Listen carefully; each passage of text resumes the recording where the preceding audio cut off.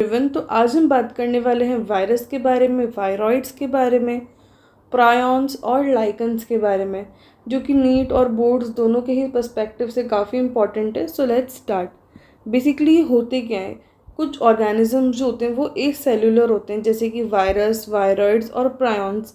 इनके पास कोई सेल नहीं होती है, ए सेलुलर स्ट्रक्चर्स होते हैं।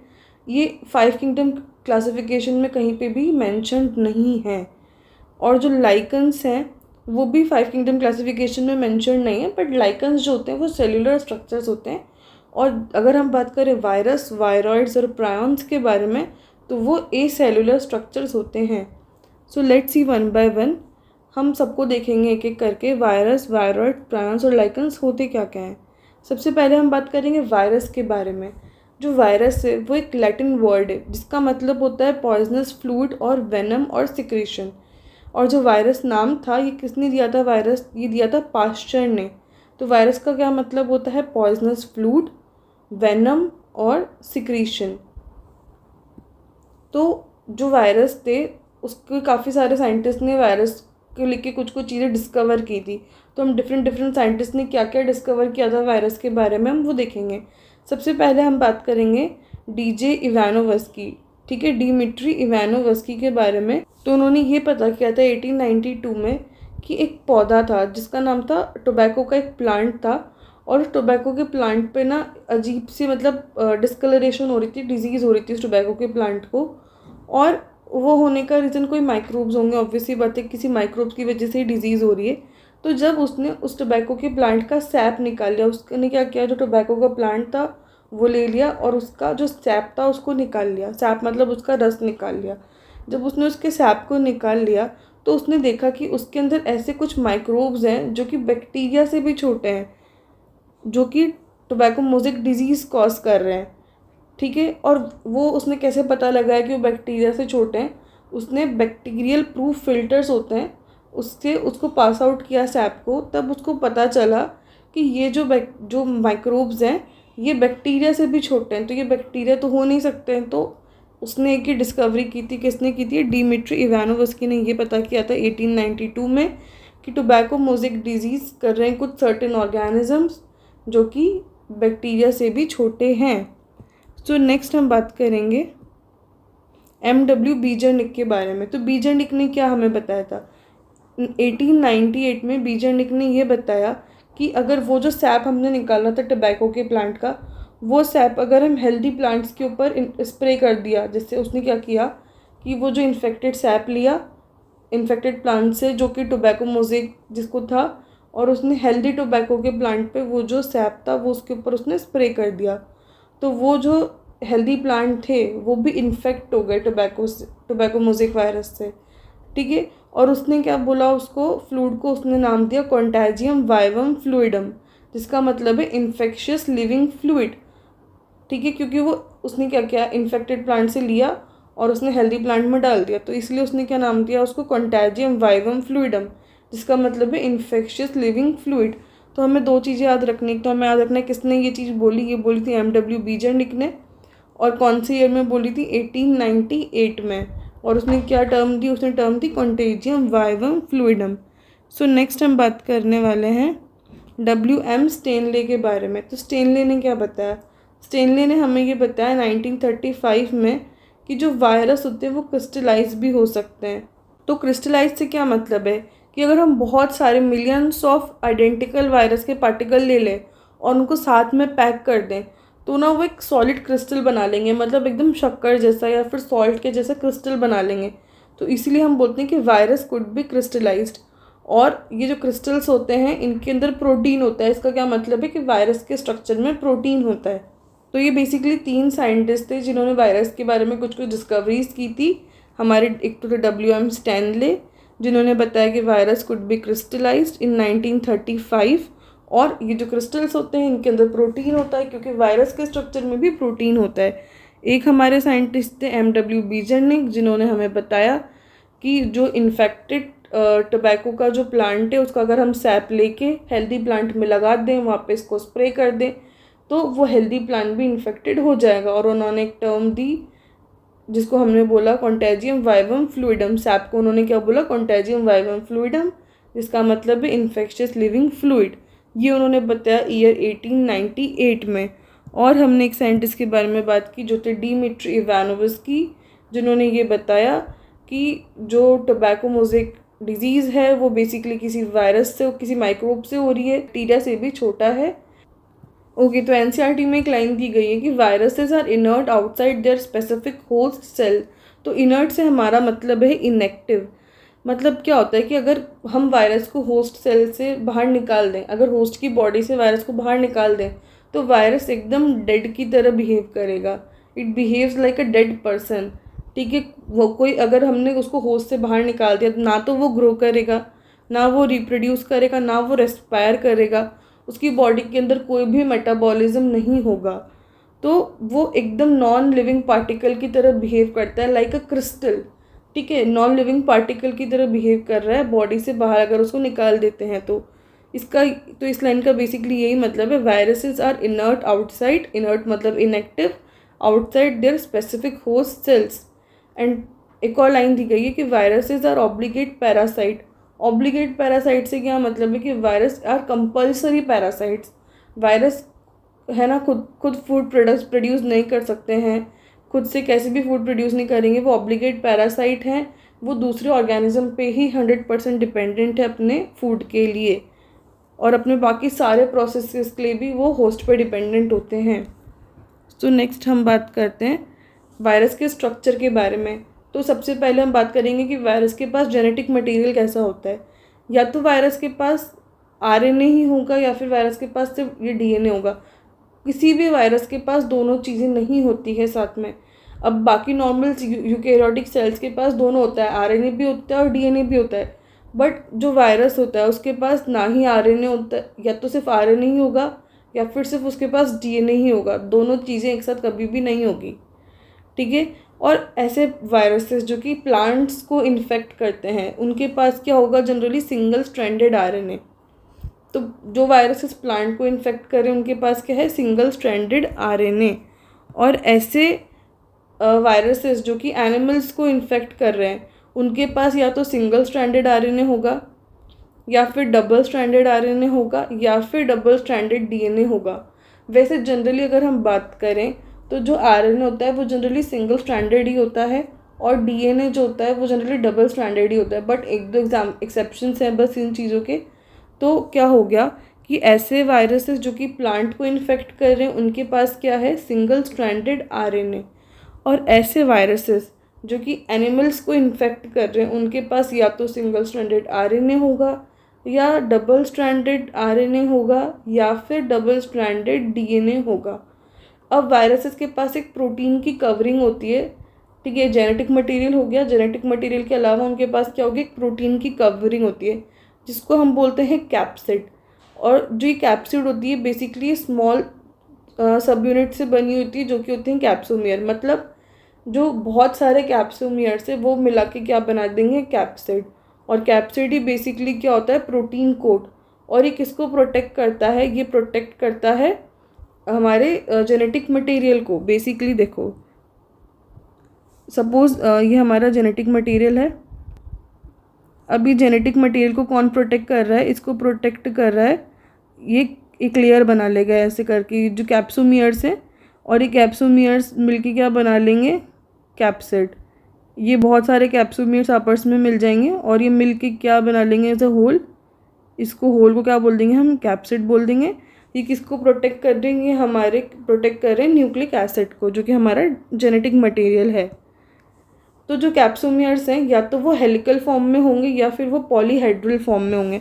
हेलिकल फॉर्म्स बेसिकली क्या हो गया, हेलिकल फॉर्म मतलब हमारी जैसे कि ये जो स्ट्रक्चर होते हैं इनको हम बोलते हैं हेलिकल स्ट्रक्चर। जैसे स्प्रिंग जैसा स्ट्रक्चर होता है ना, उसको हम बोलते हैं हेलिकल स्ट्रक्चर। या फिर वो पॉलीहेड्रल होंगे, मतलब पॉलीहेड्रल मतलब बहुत सारे सिर होंगे, है ना। या तो वो पॉलीहेड्रल स्ट्रक्चर होंगे या फिर वो हेलिकल स्ट्रक्चर में होगा।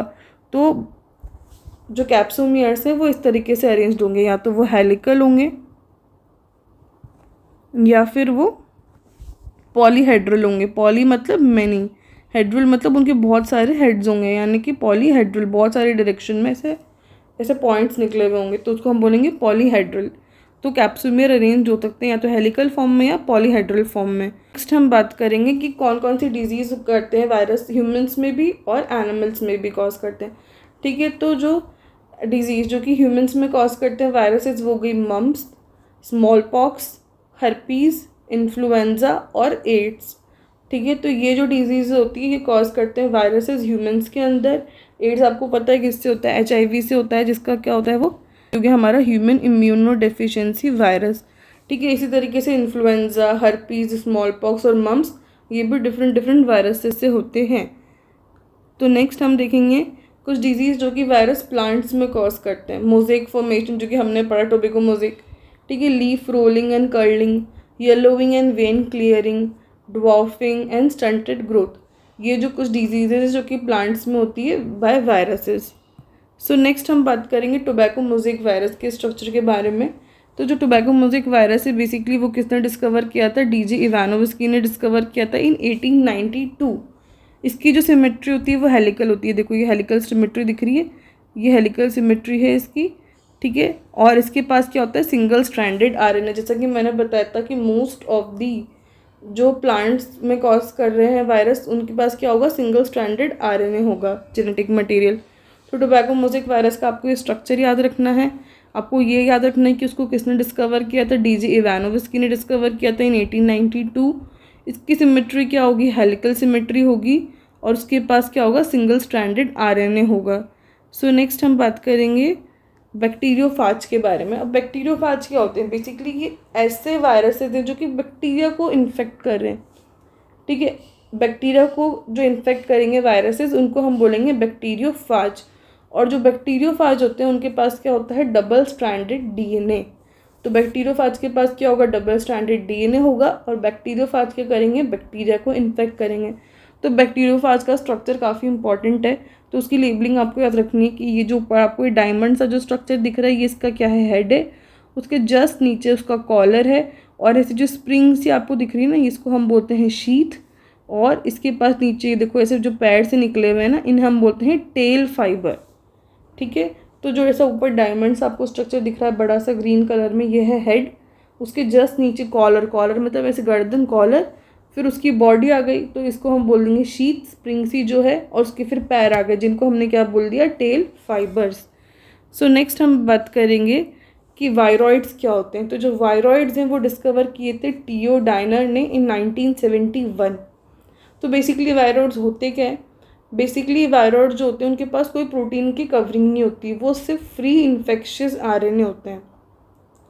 ठीक है, ऐसे वायरसेस जिनके पास कोई प्रोटीन की कवरिंग नहीं है और उनके पास फ्री RNA है उनको हमने बोल दिया वायरॉइड्स। ठीक है, तो वायरॉइड्स क्या है, free RNA without any protein coat.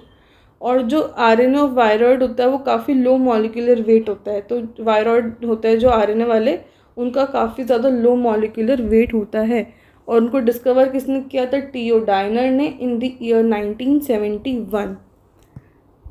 तो ये जो होते हैं ये वायरस से भी छोटे होते हैं और इनका मॉलिक्यूलर वेट भी काफ़ी कम होता है। और ये जो डिजीज़, ये एक डिजीज़ कॉज करते हैं प्लांट्स के अंदर।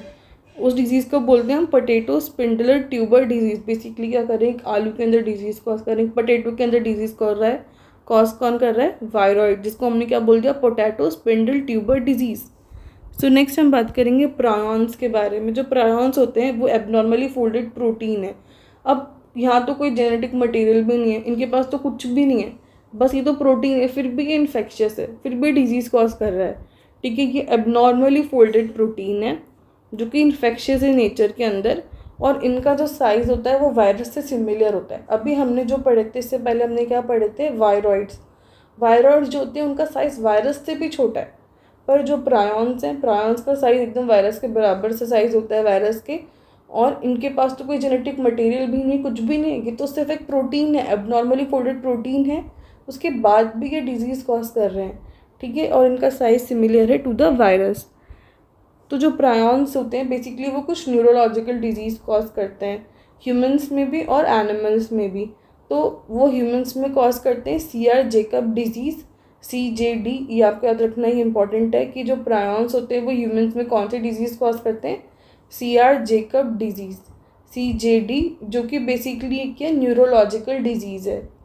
ठीक है। और एनिमल्स के अंदर ही कॉज करते हैं बोवाइन स्पॉन्जिफॉर्म इंसेफेलोपैथी BSE, जिसको हम मैड काउ डिजीज़ भी बोलते हैं। ये बेसिकली ना कैटल्स में होती है, काउ वगैरह में होती है, ठीक है। तो उसको हम बोलते हैं मैड काउ डिजीज़ और बोवाइन स्पॉन्जिफॉर्म इंसेफेलोपैथी। तो ह्यूमंस में कौन से डिजीज़ कॉज कर रहे हैं? प्रायॉन्स CR जेकब डिजीज़, और एनिमल्स में बोवाइन स्पॉन्जिफॉर्म इंसेफेलोपैथी। देखो एक मतलब एक प्रोटीन है, कुछ भी नहीं, प्रोटीन ने भी इतनी हद मचा रखी है, ठीक है। एबनॉर्मली फोल्डेड प्रोटीन भी डिजीज़ कॉज कर रहा है ह्यूमंस में और एनिमल्स में, और बेसिकली ये दोनों ही न्यूरोलॉजिकल डिजीज़ होती हैं।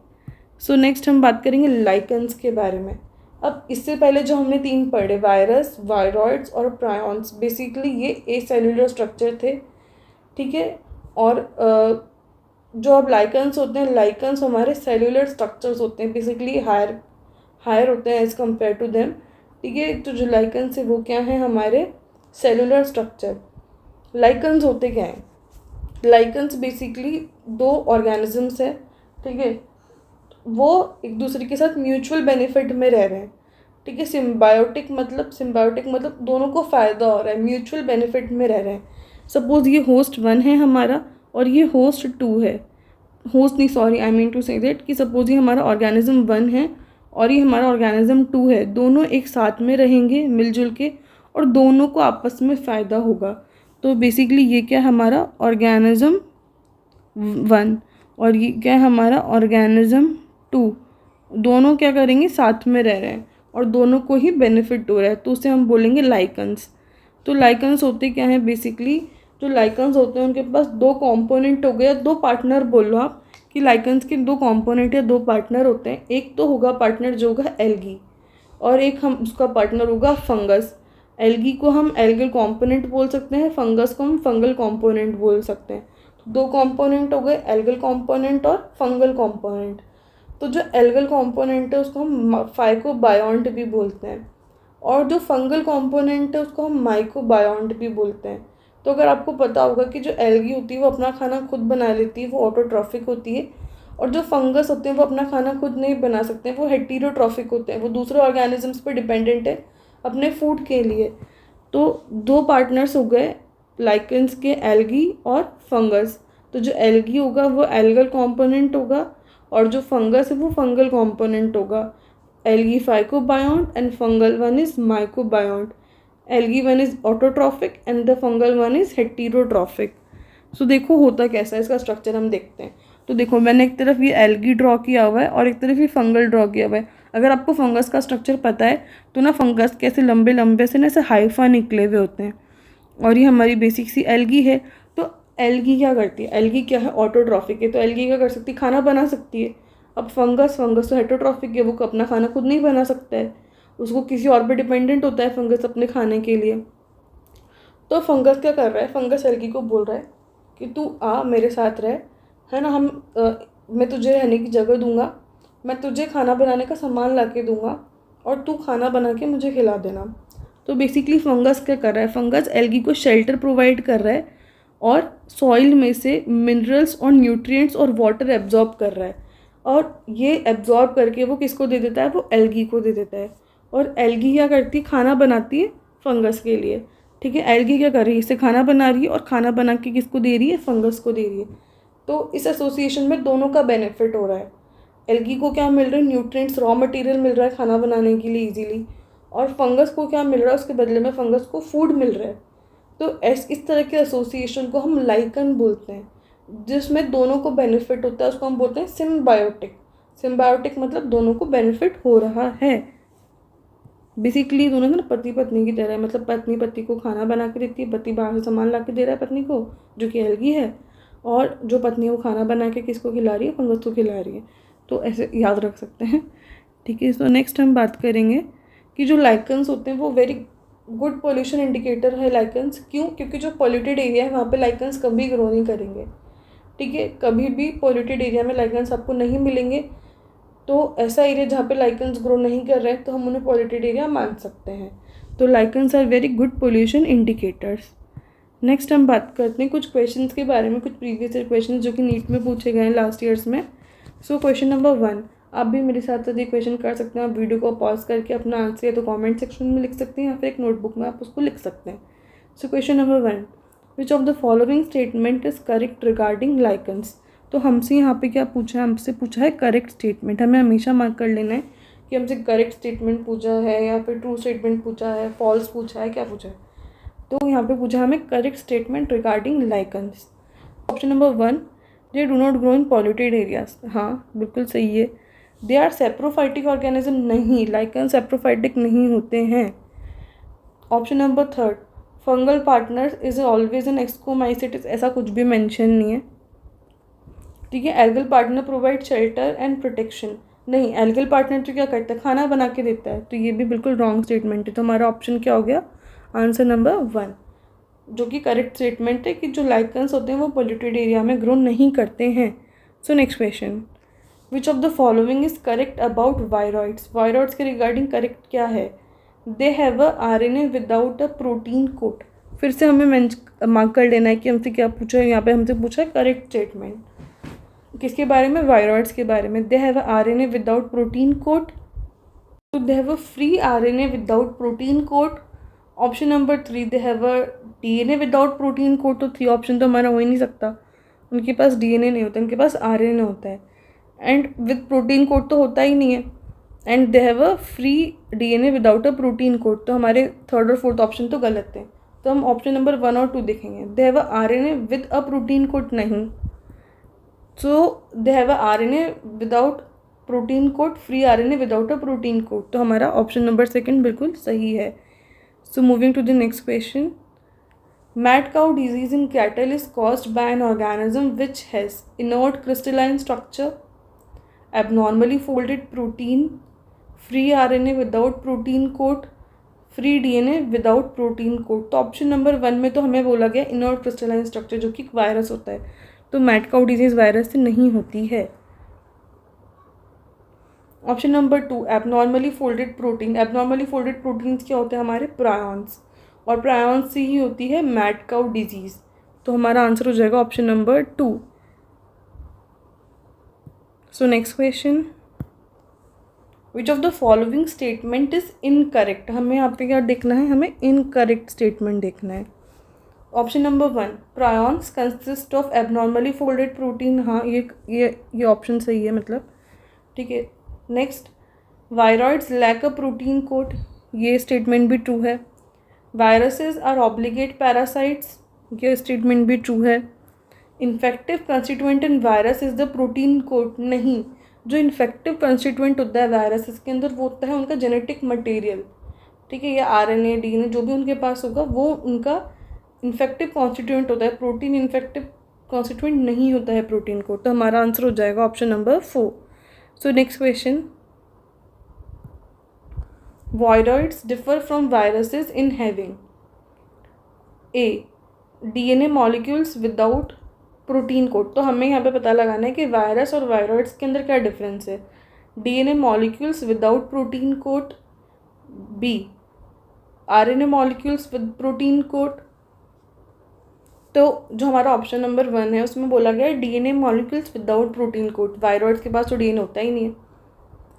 2, RNA molecules with protein code, नहीं, दोनों के पास प्रोटीन कोड नहीं होता है, सिर्फ वायरसेस के पास ही प्रोटीन कोड होता है। Option number 3, RNA molecules without protein code. And option number 4, DNA molecules with protein coat. तो 4 भी नहीं हो सकता क्योंकि DNA प्रोटीन कोड होता ही नहीं है उसके पास, DNA मॉलिक्यूल होता ही नहीं है वायरॉइड्स के पास। तो हमारा हो जाएगा option number 3, RNA molecules without protein code. Next question, which of the following statement is wrong for viroids. तो हमें क्या पता लगाना है यहाँ पे ऐसा स्टेटमेंट जो कि गलत है, किसके लिए, वायरॉइड्स के लिए गलत है। तो option number 1, they cause infections, ठीक है, वायरॉइड्स इन्फेक्शंस होते हैं, ये स्टेटमेंट सही है। Their RNA is of high molecular weight, नहीं, उनका जो RNA होता है वो किसका होता है, लो मॉलिक्यूलर वेट का होता है। उनके पास जो RNA होता है वो होता है low molecular weight. Option number 3, they lack protein coat, ये भी सही है बात। And they are smaller than viruses, ये स्टेटमेंट भी सही है। सो हमारा आंसर हो जाएगा option number 2, the RNA is of high molecular weight, नहीं, RNA किसका होगा, लो मॉलिक्यूलर वेट का। So next question, select the wrong statement, हमें यहाँ पे वापस क्या पूछा गया है, रॉन्ग स्टेटमेंट पूछा गया है। The term contagium vivum fluidum is coined by M.W. Beijerinck. First statement सही है कि जो कॉन्टैजियम वाइवम फ्लूइडम है जिसका मतलब होता है इन्फेक्शियस लिविंग फ्लूइड, वो किसने दिया था, M.W. बीजेनिक ने। Second option, mosaic disease in tobacco and AIDS in human are caused by viruses, हाँ तो ये भी सही है। Next option, viroids are discovered by D.J. Ivanovsky, नहीं, D.J. इवानोव्स्की ने तो इसमें किसने क्या डिस्कवर किया था, वायरस डिस्कवर किया था, वायरॉइड्स डिस्कवर नहीं किए थे। जो वायरॉइड्स थे वो डिस्कवर किसने किए थे, वो किए थे T.O. डायनर ने। किसमें, ये 1971 आई थिंक, हाँ। तो वायरॉइड डिस्कवर किए थे T.O. डायनर ने, ना कि D.J. इवानोव्स्की ने। W.M. Stanley showed that the virus could be crystallise, ये भी टर्म बिल्कुल सही है, तो हमारा ऑप्शन हो जाएगा, आंसर हो जाएगा option number 3। Okay, so this is it for this video. अगर आपको वीडियो अच्छा लगा हो तो प्लीज़ एक बार कमेंट में यस लिख सकते हो आप। और भी आप ऐसे अगर और भी वीडियो देखना चाहते हो तो चैनल को सब्सक्राइब कर सकते हो। अगर आपको कोई स्पेशल टॉपिक पढ़ना है तो आप कमेंट में वो भी लिख सकते हो। Okay, thank you.